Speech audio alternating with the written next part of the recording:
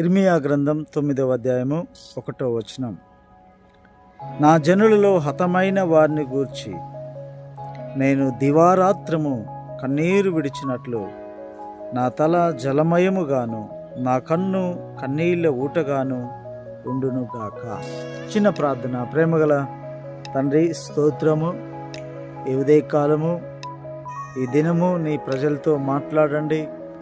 నీ అభిషేకాన్ని ప్రభువా విడుదల చేయమని ప్రార్థిస్తూ యేసు నామమున అడుగుచున్నాము తండ్రి, ఆమేన్. ఈ యొక్క మాట మరి భక్తుని యొక్క ప్రసంగ వేదిక మీద విస్తారమైన పంటను పనిచేసేవాడు. ఈ రోజున జోనథన్ ఎడ్వర్డ్స్ గారి యొక్క సేవలో గొప్ప ఆత్మల పంట వారు చూశారు.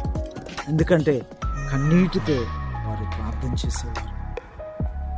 దేవుని వాక్యము ఉన్నది ఉన్నట్టుగా వారు బలంగా బోధించేవారు.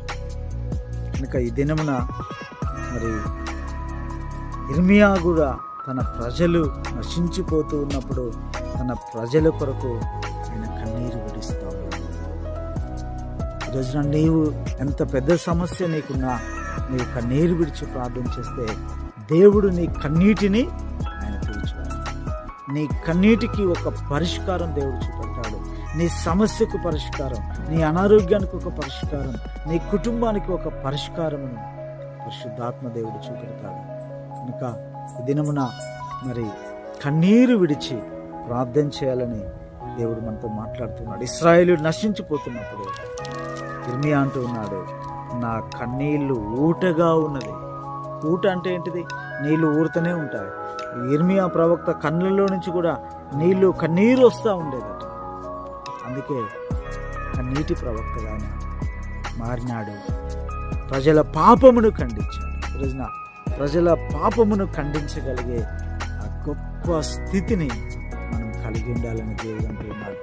ఈరోజే నీటి ప్రార్థన చేయడం నువ్వు ప్రారంభించినట్లయితే దేవుడు అద్భుతాలు మీ యొక్క జీవితాల్లో, మన జీవితాల్లో ప్రభు చేస్తాడు. దేవుడు ఈ మాటలు దీవించును గాక. ఆమేన్. చిన్న ప్రార్థన. ప్రేమ కలిగిన తండ్రి, ఈరోజు విత్తబడిన మాటలు మా అందరి జీవితాలకు దీవెనకరంగాను ఆశీర్వాదకరంగాను మార్చండి. కన్నీటి ప్రార్థన గురించి